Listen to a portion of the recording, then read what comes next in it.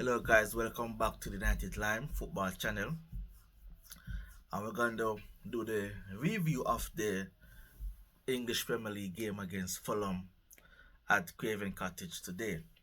It's a game in which we won 1-0, a goal in 98th minute by our captain Bruno Fernandes, and it has taken us to 18 points for the season.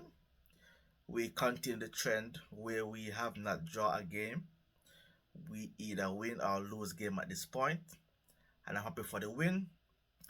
It came off the back of a very difficult week, a week in which we lost a derby 3-0. We lost the Carabao Cup 3-0 again versus Newcastle, and we end the week with a 1-0 victory versus Fulham. And we take this into a very important game in Champions League midweek against Copenhagen in Denmark. And that being said, it's a game in which we were expected to win, a game in which we as the fans, the supporters, we wanted a reaction from those two losses. We didn't get that performance, but we would take the win and we would take the 3 points and we will take that clean sheet. Clean sheet is so hard to come by at the club for the club at this moment, and we're happy with the clean sheet, happy with the 3 points, not the performance we were looking for, especially when players came out and they were saying stuff like they are fully committed, they're gonna give their all today, they're gonna play like dogs, as what Scott McTominay said. They're up for the fight. That we didn't see that performance, but at the end we got the 3 points, we kept a clean sheet, and we move on to 18 points for the season in the Premier League. And we win a game that we would have circled at the beginning of the season to get 3 points from this fixture, and we went out there and we did that. The game, it was not a game, it had quality up until the end, and it took quality from our captain to get that only goal of the game. He was composed, good feet, movement of the ball, and a very precise shot in the keeper bottom left corner, and we won the game. Now, let us begin with starting 11, and then we get into the game, then the player ratings. So the starting 11 that was chosen by Eric Ten Hag for this game was Andre Onana in goal. Left back was Diego Dalot. He swapped flanks, as we have come to know that he can play on either left or right back. Doesn't matter, he can play really well at either position. Centre back was Harry Maguire and Johnny Evans, with Rafael Varane still on the bench. Right back was Wan-Bissaka. The midfield was Ericsson at the base, the 6. Then Scott McTominay and Bruno Fernandes. On the left, it was Garnacho. On the right, it was Anthony. And up top was our number 9, Rasmus Højlund. When I saw the starting 11, I looked for two things. I looked for who was going to play in the midfield with Casemiro being out. And I also looked at the left wing to see if Marcus Rashford would be in the 11. He was not. He picked up a knock in training yesterday, and he did not pass the fitness test this morning before the game, and he was ruled out of the game entirely. He did not even make the bench, and that allowed a space on the bench, which was taken by Pellistri. I wish Marcus a speedy recovery. I hope he come back with more confidence and more productivity. But I was happy that he wasn't playing. Let's be honest, he had an awful season so far, and I wanted Garnacho to get minutes from the beginning of the games. And he came in, he did really well, and I'm happy with the 11 that was chosen. And Ericsson got the nod to play number 6. But when I saw the 11, I was saying I hope it's not Scott McTominay played as the number 6, because his goals has kept us in the points in the recent weeks, and he cannot play that single pivot by himself. With Ericsson being in there, I was like okay with it, because looking at Fulham team, there was no Bobby D Cordova Reed, so there was no pace. And even though they would outwork us in the middle, and they would with that midfield battle physicality, yeah, that's what we're looking for. We know that they didn't have the pace to get in behind us on the counter attack, so I was okay with Ericsson being a single pivot. And what it also does, it allowed us to have a quick interchange, quick passes, and we could do those 10-15 yard passes and get our team up the pitch. With the lack of pace in the Fulham team as well, our centre backs were not exposed. We could go high up the pitch and compress the pitch, make it somewhat in our favour, and that's what we did. It was okay with 11. Um, on the bench was Rafael Varane. That was something I was like, where's gonna get a game from? At this point, I'm happy with Harry Maguire performance. So far since he came into the team, he is undroppable at the moment. He's playing really, really well, and we have to give him his due respect. We have to give him his flowers when it's due, and he has been playing really well in the our defense since he came back into the team, and I was happy with him playing as well. He was with Johnny Evans, and again, experienced head, cool person under pressure, a person who has been here before, and he came back in the summer. I will need those experienced persons to help us to transition from the difficult period, and we have a difficult period coming up in the December. I will need our experienced players. We need our players that have done it before to step up and add their leadership experience to our pursuit of points. So I was okay with starting 11. I think he got it spot on with the person available. Amrabat, he got 45 minutes, but for this game was not an Amrabat game. It was an Ericsson game in midfield. Eric Ten Hag, he chose the right option. Um, Getting into the game, we had a goal with offside for Scott McTominay. It was a correct call. It was a subjective call, and it was subjective because Garnacho, the player who made the pass to Scott McTominay to have a tap in, he was onside. It was subjective because of Harry Maguire. When the free kick was taken, he was in an offside position. The subjectivity came into play where they were decided if Harry Maguire made an attempt to play the ball, which he did. If Harry Maguire had put the ball in the back of the net, it would have been an instant offside because he was in an offside position. And then he made an attempt to play the football. He did not touch the football, but an attempt to play the football. That's why it was ruled offside. It was a correct call. I don't know why they took 4 minutes to reach that verdict. I looked at it 2 times and I'm like, he made an attempt, his leg extended towards the football. That's an attempt to play the football. You're in an offside position to begin with, hence the play is offside, hence no goal. It could have taken 20 seconds to come to a decision. I don't know why it took 4 minutes, but what was brilliant about that offside goal was the fact that we have a winger provided an assist, even though it was deemed offside, and that is what we were lacking from Marcus Rashford. That is what we were lacking from Anthony. Our wingers are not producing, whether it be goals or assists, and we have Garnacho, he came into the 11 today within 6 7 minutes. He created an opportunity for us to put the ball in the net, which was ruled offside.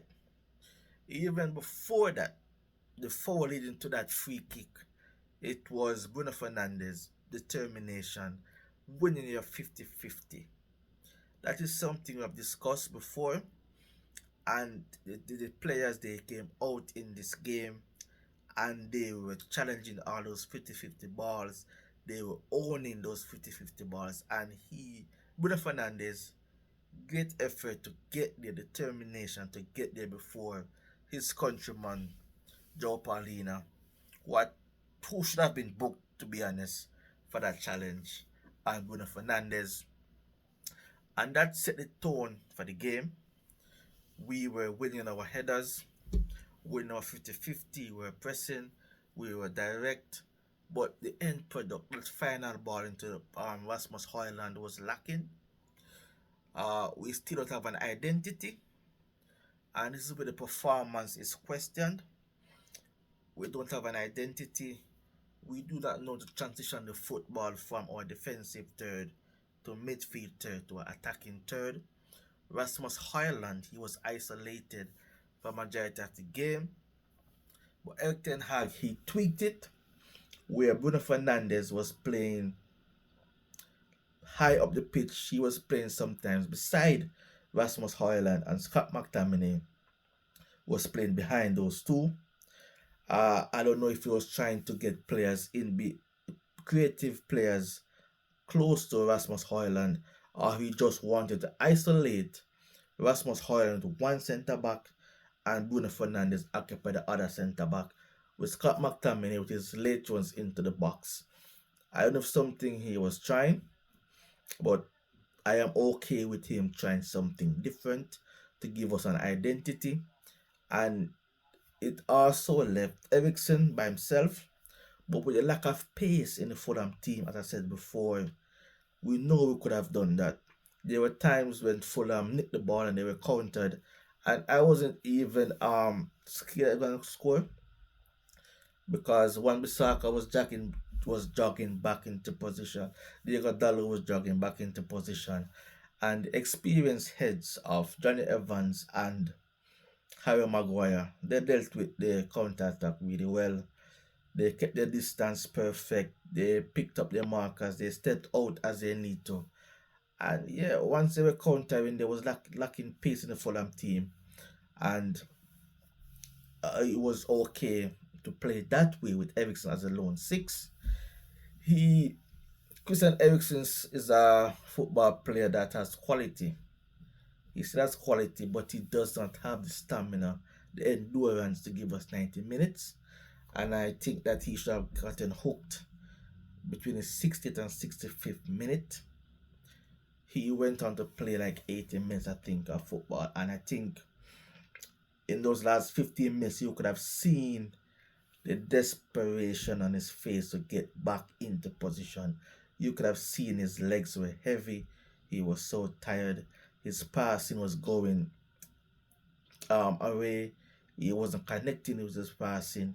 His intensity dropped because he maxed out. He was tired. He was very tired, and he stayed on the pitch for 15 minutes too long.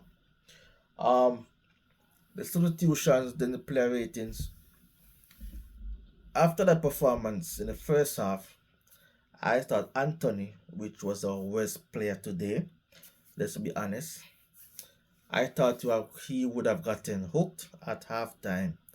But with the score being 0-0 at halftime, I could see Erik Ten Hag giving him 15 more minutes to go out there and improve your performance, which he did not. And at 60th minute, Erik Ten Hag, he made the call, he made the change to get on Palestri on the right hand side. And then we had a substitution. 80th minute, it was Anthony Marshall and Mason Mount. They came on for Rasmus Højlund and Christian Eriksen. That point, I think Rasmus Højlund, he was so upset he got hooked. But playing number 9 in this Manchester United team, He won't get a lot of chances. Because he was running the channel, he was holding the ball up, he was interchanging, but he did not get that clear cut chance. Did not get a clear cut chance, and that was so frustrating. And I understand his frustration. But Eric Ten Hag wanted to have a different look at goal, somebody different. Martial, close control, silky skills. So he put Martial on. Ericsson, he was tired, he was done. And Mason Mount came out with energy in the midfield. And when Mount was coming on for Ericsson, I was saying, please don't drop Scott McTominay to the lone pivot. Let Mason Mount do a job there. Let Mason Mount play as that lone pivot, play deeper. But Scott, he dropped back, and it worked out really well. He did really well as a lone pivot for those 10-15 minutes to seal the game at the end. Our final substitution was Rafael Varane for Garnacho. This came after we scored, after Bruno scored. And the idea behind that substitution was Fulham at that point, they went to two strikers up top, and Eric Ten Hag wanted to have a centre back free. He went to three centre backs with two wing backs. So he went to a back five, and at this point, it's desperation, and he wanted these 3 points, Eric Ten Hag, to ease the pressure on him, as in the media there's been called for him to be sacked. There's called for him to be fired, and he wanted to ease that pressure on himself, and he wanted to see out this game, get a clean sheet, get a win, get out of West London, come back to Manchester with the 3 points, and that is what he did with that Varane substitution. And at this point, Rafael Varane, I hope he gets a game midweek. I don't want Johnny Evans to be playing a game every 3 days. I hope he gets a game midweek. Because we're going to need him to be sharp. We're going to need him in the festive period coming up in December. We're going to need players that have done it before. And we want all these players to have minutes coming into that festive period where we have a game every 3 days for like 2 weeks. We're going to need these players to keep fresh, to be fit, and to be on it. Once your number is called, you're ready to go, and that's what we need. I do hope he gets a game midweek, and yeah, improve his fitness as well. Yeah, that was the game substitution. The player ratings, Andre Onana, he gets a 7. I think once he stops his fancy feet and concentrate and keep the clean sheet and stop concentrating and making that final pass, that beautiful pass, he's okay. He did alright today. He made two brilliant saves at 0-0 back to back. And the second was that easy, I came straight at him, but the first one was more difficult. And once you keep the ball out of the net, no matter how you do it, that's what we want from a goalkeeper. We want you to instill confidence in our defense. And that's what happened today with those two brilliant saves. And you could see when he made that second save, his teammates around him congratulate him, and they were pumped up from that moment on.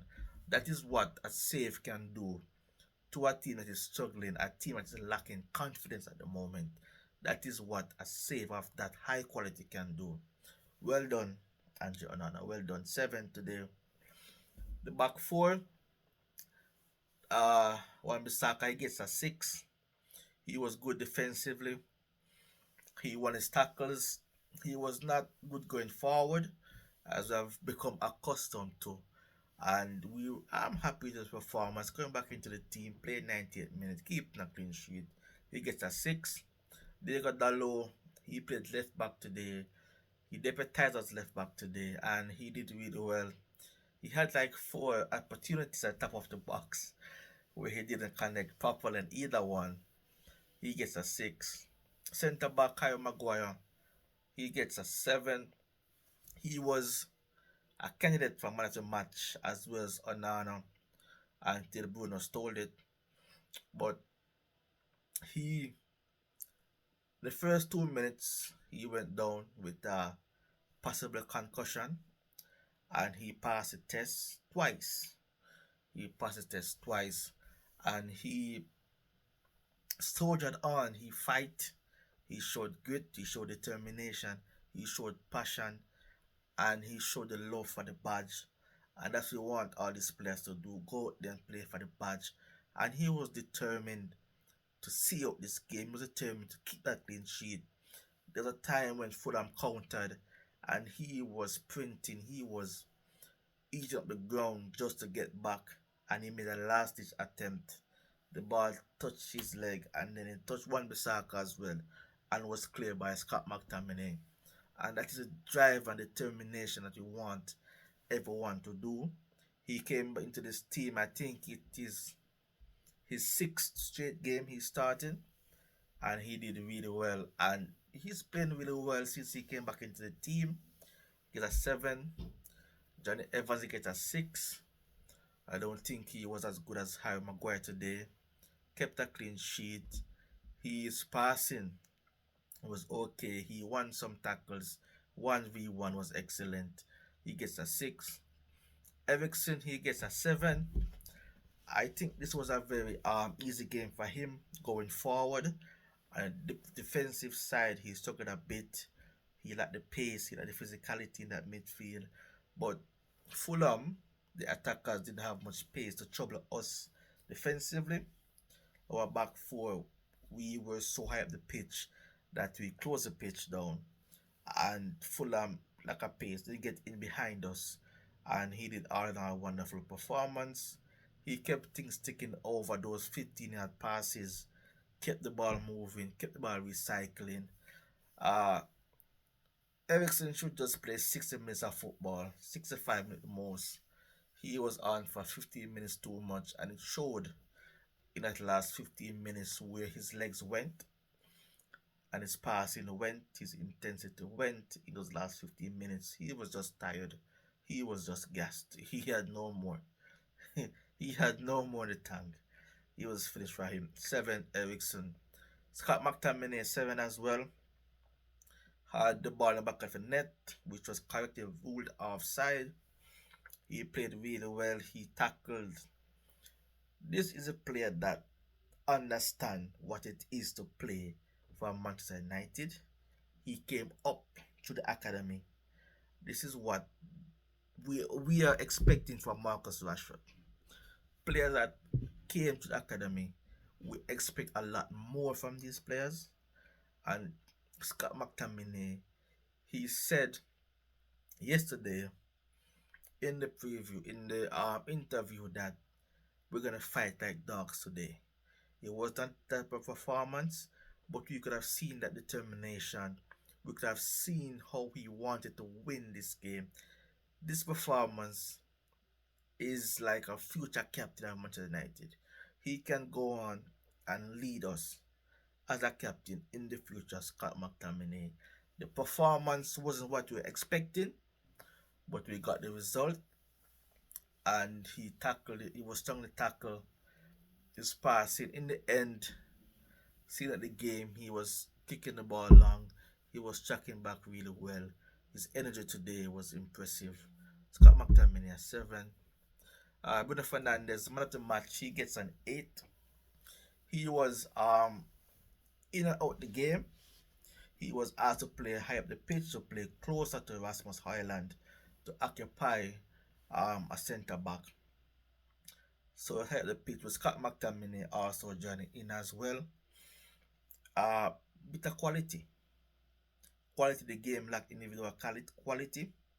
I think Garnacho was the one that was sprinkling his magic on the left. He was doing some runs and stuff.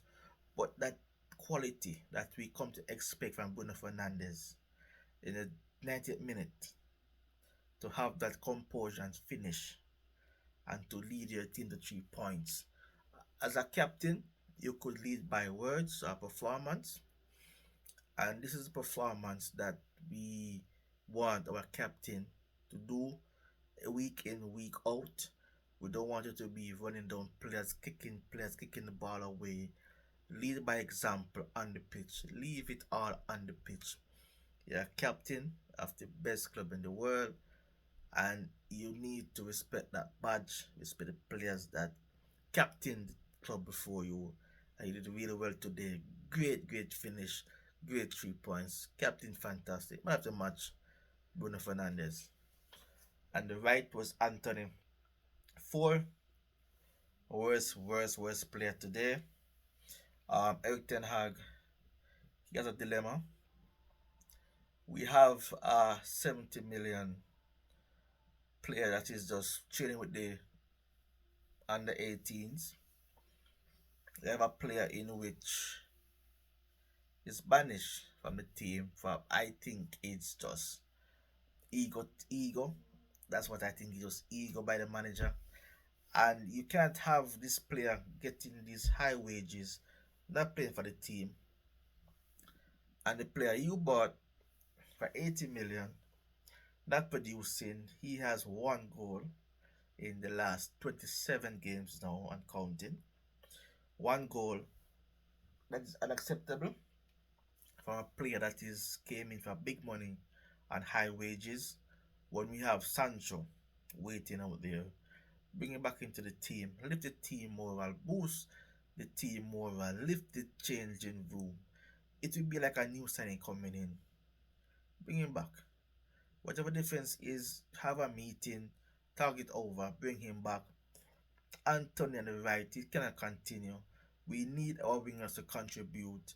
We need our wingers to be producing. There was no attempt to get the ball to Rasmus Hoyland. There was one chance. Top of my head, we had a break and the ball was like 20 feet in front of Rasmus Hoyland. He couldn't get it. The keeper Bredlin came and got the ball.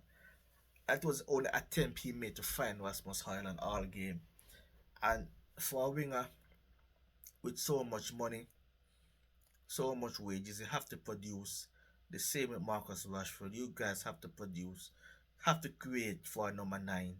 He cannot be isolated every game. He cannot have a game in which there's no chance for him. Unacceptable. He should have gotten hooked half time, but with the score being 0-0, Tenor gave him 50 more minutes to go out there and improve, which he did not.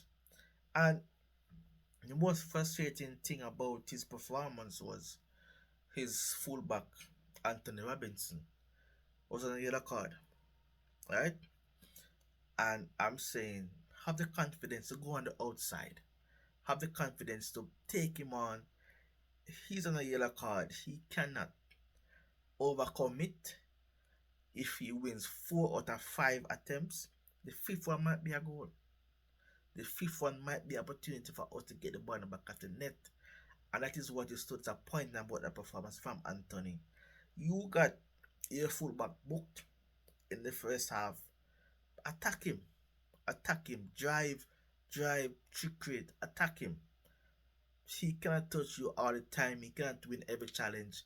But you had no confidence. There are times when we're countering and you stop the ball, you stop the play, a ball back, Fulham attempt to regroup.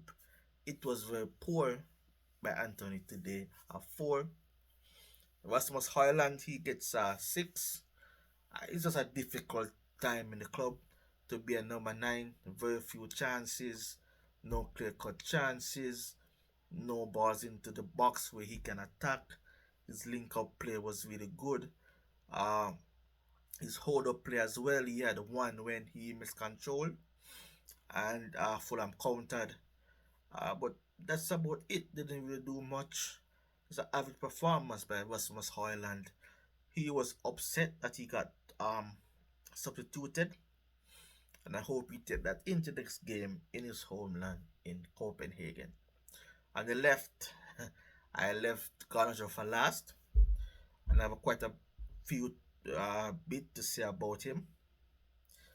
This is why I have been calling for Garnacho to start the games. This is why you have to play Garnacho. You have to give him abundance of minutes. It was a case of 2 halves. The first half he was trying, but wasn't so impressive as he was in the second half. In the first 2 minutes of the second half, he picked the ball up, skipped inside, had a shot on goal. From that moment, he felt it. He was direct. He was aggressive and he was positive. He was positive, and that is what we want from our wingers, to be aggressive and positive, be direct, take on your fullback. He had the opportunity in the first half for Scott McTominay offside goal.